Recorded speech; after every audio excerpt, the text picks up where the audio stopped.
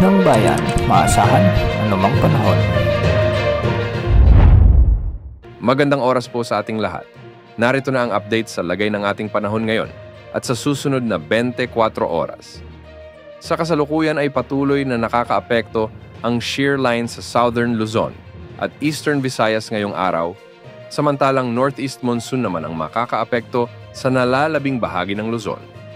Samantala, nagbabalik naman ang Intertropical Convergence Zone o ITCZ at nakakaapekto sa eastern section ng Mindanao. Patuloy namang humihina ang bagyo sa kanluran ng Palawan. Ito si dating bagyong Romina at ngayon ay taglay na nito ngayon ang lakas ng hangin na umaabot sa 45 kilometro bawat oras at pagbugsong umaabot sa 55 kilometro bawat oras.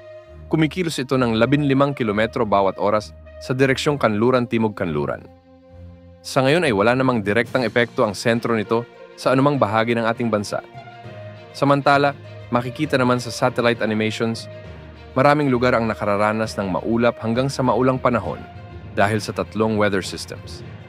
Dahil nga sa shear line o sa lubungan ng malamig at mainit na hangin, magdadala ito ng maulap na mga kalangitan na may kalat-kalat na pag-ulan at pagkidlat-pagkulog sa Metro Manila, Central Luzon, Calabarzon, Bicol Region at ang Eastern Visayas, kaya hindi inaalis ang posibilidad ng mga biglaang pagbaha at pagguho ng lupa. Samantala, umiiral na muli ang Intertropical Convergence Zone at nagdadala na ito ng maulap na papawirin na may mga isolated rains at thunderstorms sa Northern Mindanao, Caraga, Davao Region at Sorsogon. Kaya pinag-iingat natin ang mga kababayan natin sa banta ng flash floods at landslides.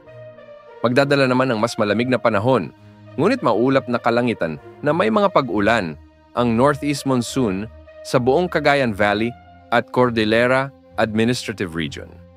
Dahil dito, hindi rin inaalis ang banta ng flash floods o landslide, lalo na kung may mga umiiral na katamtaman hanggang sa kung minsan ay malalakas na pag-ulan. At dahil pa rin sa Northeast Monsoon ay magiging bahagyang maulap hanggang sa maulap ang mga papawirin na may pulu-pulong mahihinang pag-ulan sa Ilocos Region. Samantala, localized thunderstorms naman ang nakakaapekto sa nalalabing bahagi ng bansa, kaya inaasahan ang bahagyang maulap hanggang sa maulap ang mga papawirin na may pulu-pulong mahihinang pag-ulan.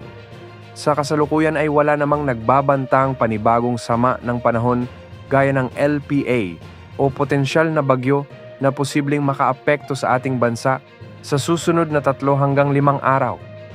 Samantala, patuloy namang magiging maulan ngayong araw ng Kapaskuhan sa ilang lugar sa bansa dulot ng umiiral na mga weather systems tulad ng shear line, Northeast Monsoon at Intertropical Convergence Zone sa mga susunod na araw. Mag-ingat po ang lahat sa banta ng mga pagbaha at pagguho ng lupa, mga kababayan. Yan ang update sa lagay ng panahon ngayon. Ito po ang weather update ng bayan, maaasahan anumang panahon.